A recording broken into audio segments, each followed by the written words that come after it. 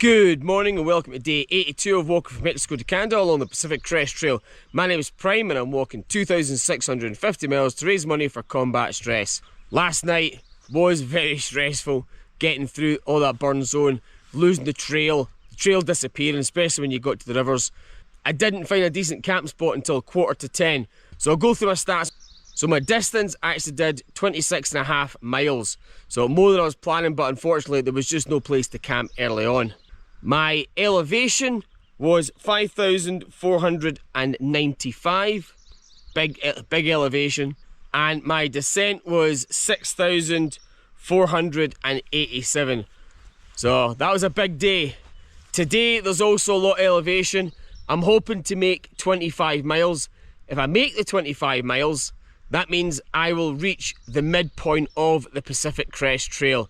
But that's only if I do the 25 miles. I'm hoping the terrain's a lot better today, but we'll find out. This is the Pacific Crest Trail and it's not making it easy.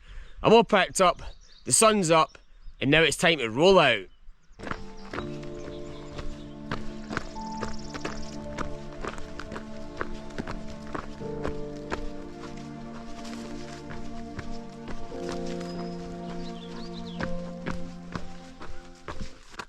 So this sign marks the beginning of the Cascade Range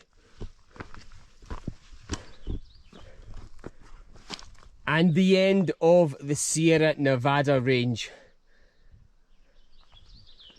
Hopefully the terrain is much more kind to me now, but I'll have to wait and see.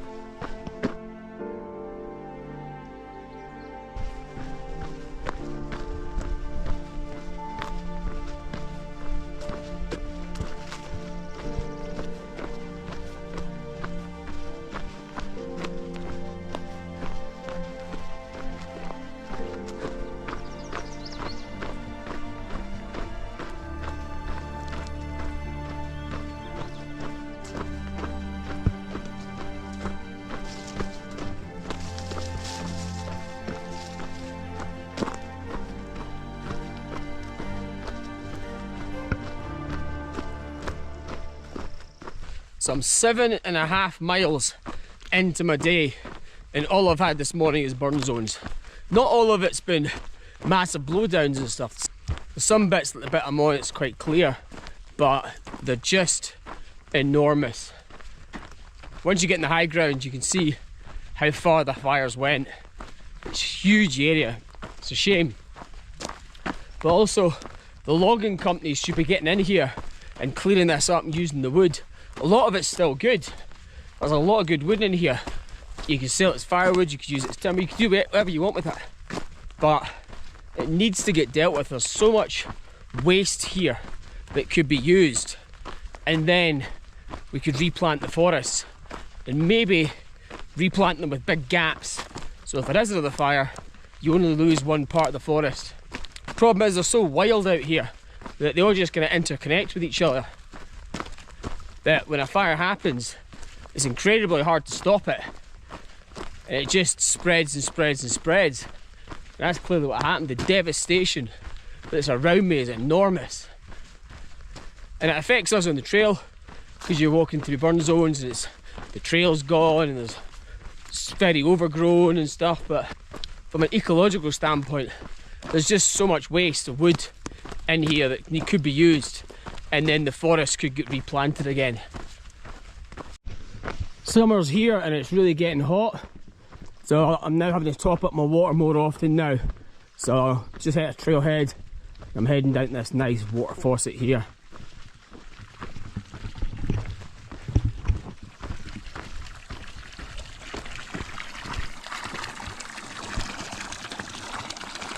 And oh my god, there's actually trail magic in the water.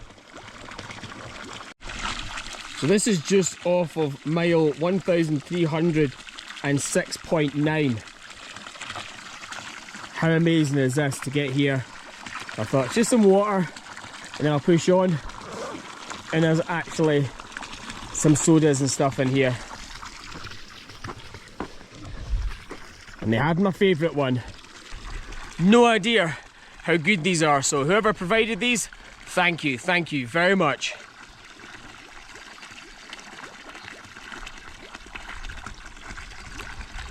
That is good. There's tons of butterflies all over the place, and they all seem to be congregating around me and my pack. They're all over the place. So cool. Gonna leave here now, back on the trail, had my soda, and now it's time to push on. Next guaranteed water source over 7 miles away, so I'm probably gonna have my lunch there and then see what I do after that. So let's roll out.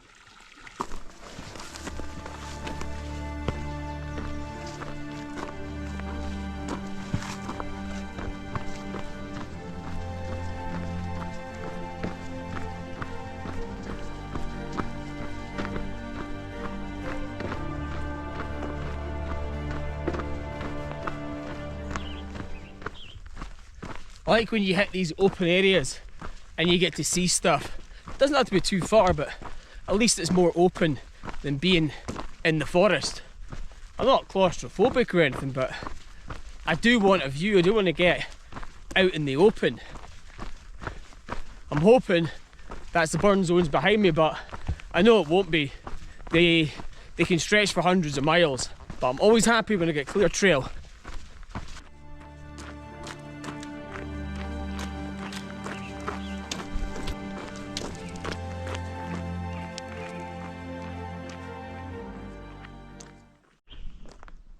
This is a lovely little area. It'd be awesome to come here and just camp. I had to check the map to see if I was on the right trail. I thought this can't be the PCT. It's too good. But yes, it is. How long it lasts? Don't know. We'll find out. It didn't last long. Back into a burn zone. As long as the trail's clear, I'm happy. That's all I really want. Clear trail.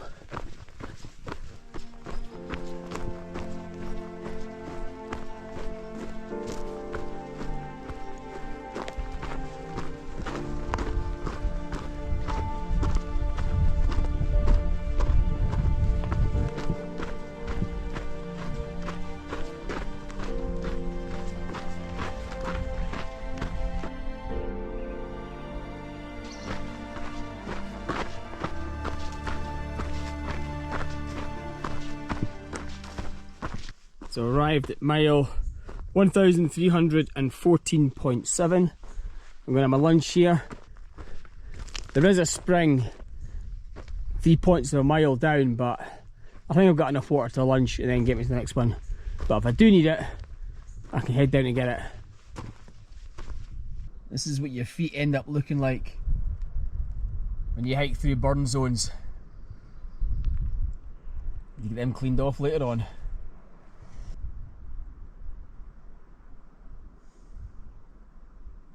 Right now I have just under 10 miles and over 2,000 feet of elevation to get to the halfway point, so I'm going to start packing up and get back on the trail. There's a nice breeze blowing through, so I'm hoping it keeps everything nice and cool. That means I can hike a little bit longer. I need to head just over 2 miles to a water stop that I'm going to get all my water topped up, and then I'm going to push for the halfway point.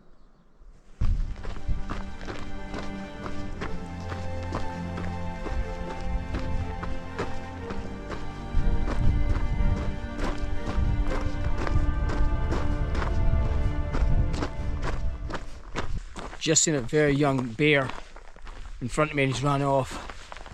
I'm just taking my time just in case Mama's about.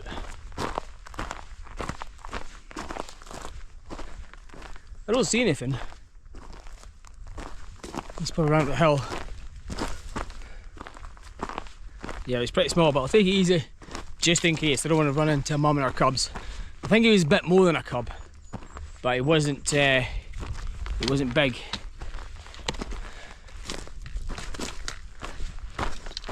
I'm going to keep my eyes peeled and keep on hiking.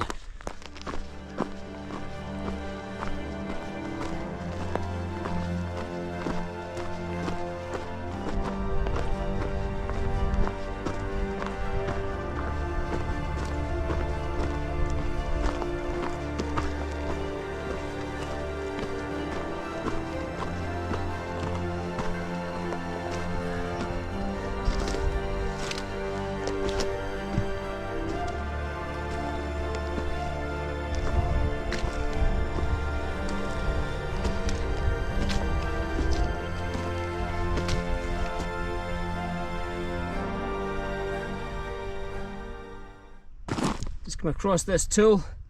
Must belong to the trail maintainers. I think it's seen better days though. So is these forests.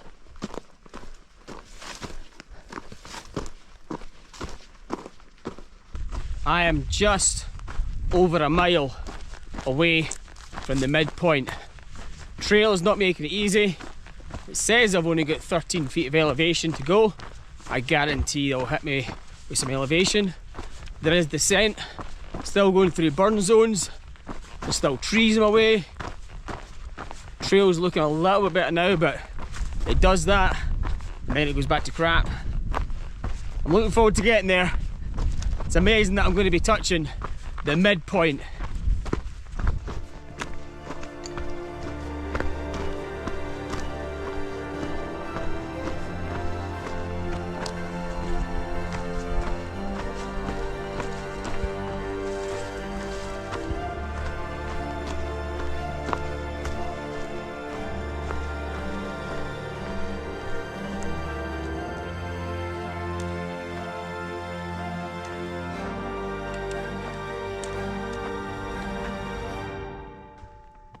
Canada, 1,325 miles. The midpoint. Right, I'm going to sit down, sign the logbook, and then look for a place to camp. This is a big achievement though. Very big achievement. I've just signed the book, and it looks like I'm the 16th person at the midpoint. Yohani's got here the same day as me. Must have been a lot earlier though. There is a second book there as well. This has me as the 32nd person, so they may have only signed the one book and continued on. I've also got my little sticker in here as well. There's still not a lot of people ahead though. It really isn't.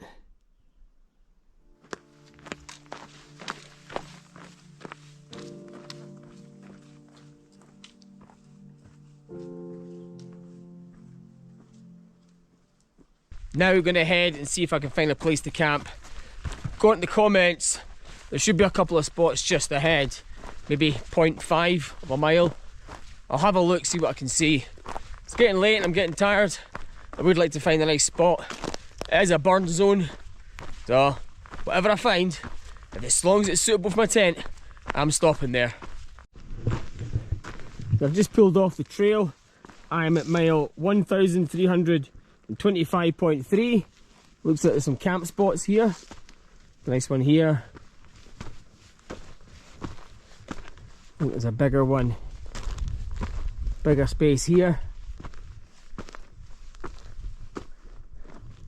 I think I'll take that one.